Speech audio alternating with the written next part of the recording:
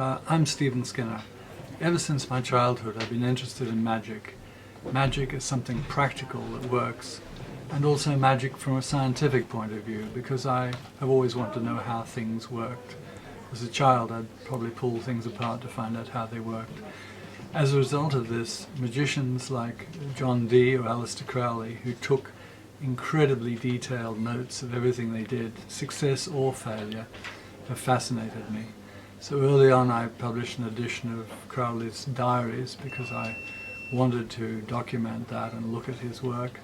I also did an editing job on John Dee's True and Faithful Relation, making about 5,000 corrections from his original horribly written manuscript and adding about 1,000 footnotes, because I think it's important that these things are documented properly. It's only when they're documented that you can look in and see what is it that actually worked and what is it that didn't work, and that's what I wanted to do. I've also practically experimented with various magical techniques and finished up most comfortably with Western grimoire magic, which seems to me to be the core of magic. There is, of course, a lot of New Age magical techniques like chaos magic and so forth that have happened, or in fact been invented by friends of mine in the last 20 or 30 years, but my interest is in classical magic. Now, one of the things that I've done over the last 3 years, which was actually a doctoral thesis, was to try and join up the dots. And so I looked at Greco-Egyptian magic as it was practiced in Alexandria and discovered that it led in very clearly into Byzantine Solomonic magic, and that in turn provided the Hygromantia with its text, and then the Hygromantia passed into the West and became the Latin Key of Solomon. Nobody before has ever joined up the dots.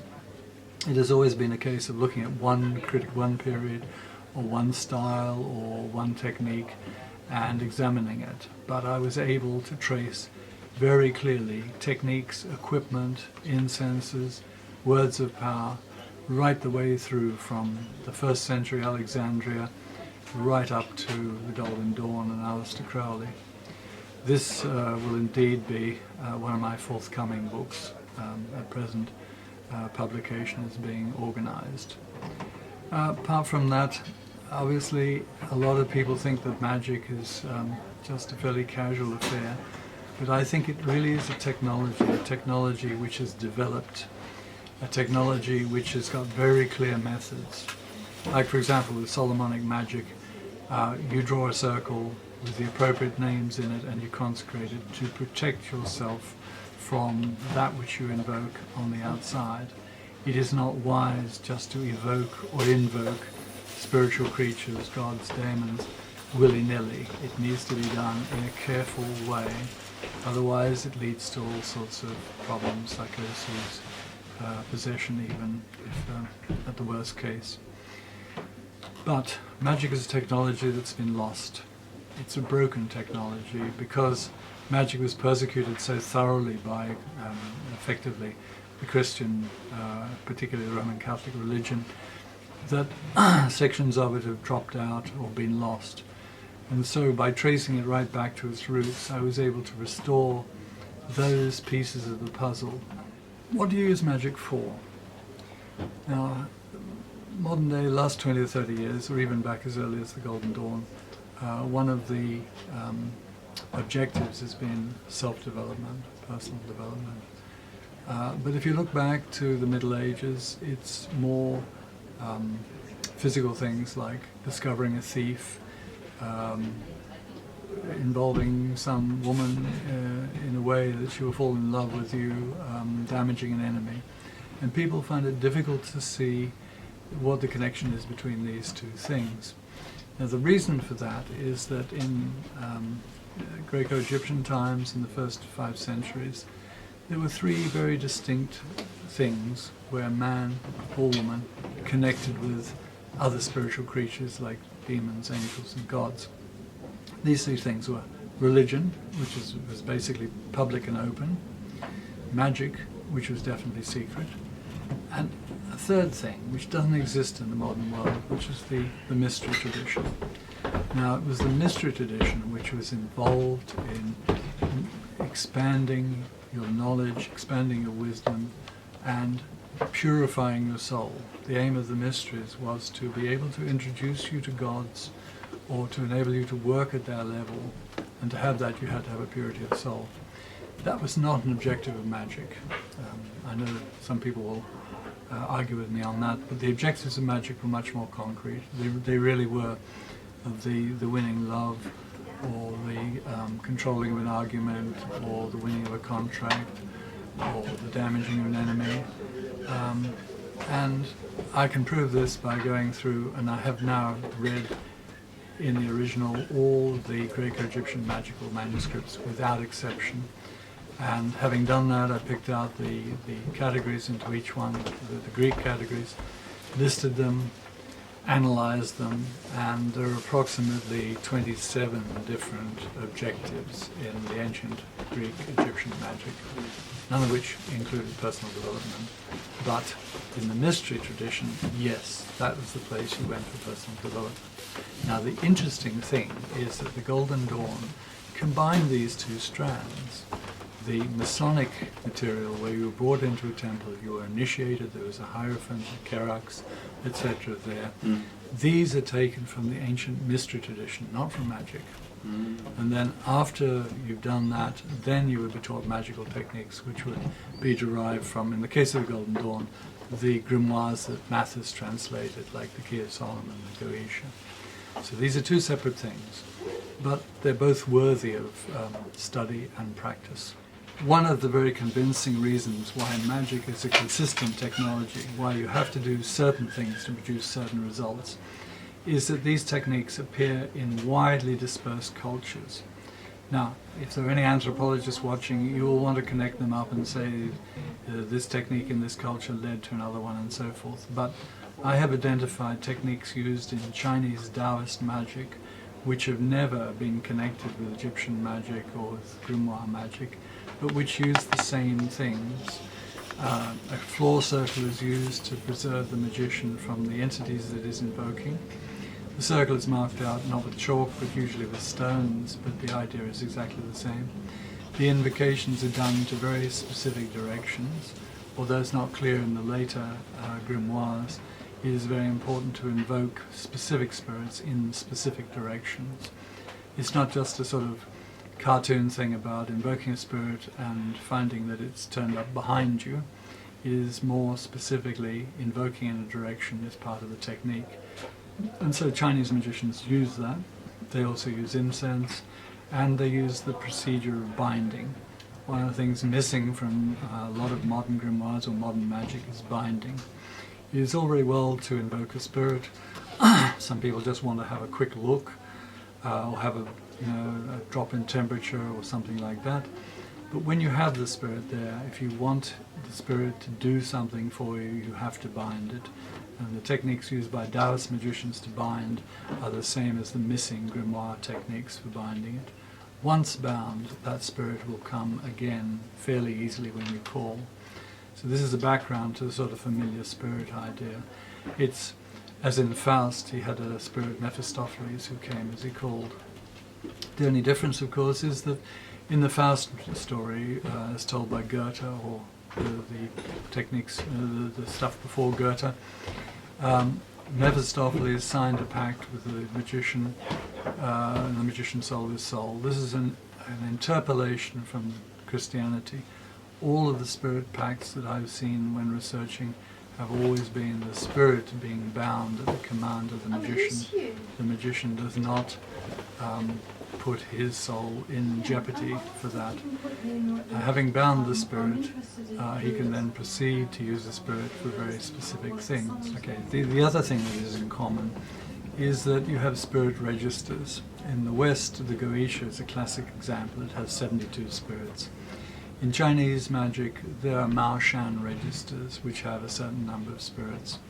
And these are called using a particular technique and used according to a particular protection. However, in the West, initiation is spoken of as something which is semi-Masonic and involves lots of people. In the East, with Taoist sorcery, initiation consists of proving, by doing it, that you can call a particular spirit, bind it, and order it. And when you've done that, whoever's teaching you as master will then present you with the next register of spirits and so on. It's much more systematic, because in Chinese magic there's an unbroken tradition. Some of the magicians I know claim, maybe not true, 36 generations and masters before them, and they use very specific manuals which are like grimoires. And so by reading these, I've discovered some of the pieces missing from the grimoires which have dropped out over the 2,000 or I suppose 1,600 years of persecution. It's often said that a lot of grimoires have very strange lists of ingredients, bits of animals, bits of plants and so forth. This dates right back to Egyptian times, and in some of the temple books which were owned by the priests, there are these lists of ingredients. And the idea was that you used ingredients which had a sympathetic connection, however you want to put it, with the spirit or the god that you're trying to invoke.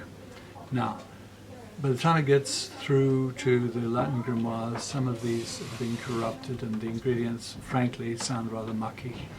If you go back to the Greco-Egyptian texts, you will find that amongst them there are translation tables where, for example, boar's blood is translated as a particular herb. And if you use these translation tables, you can bring them forward into the modern grimoires, and that will actually give you the ingredients that you should be using rather than the rather alarming ingredients that are written there. Great. Okay, of course, magic is useless if you just sit and read about it. It's fascinating and it's interesting, but it's a practice. It is a technology, and the whole point is to use it. Some people are a bit hesitant of using it.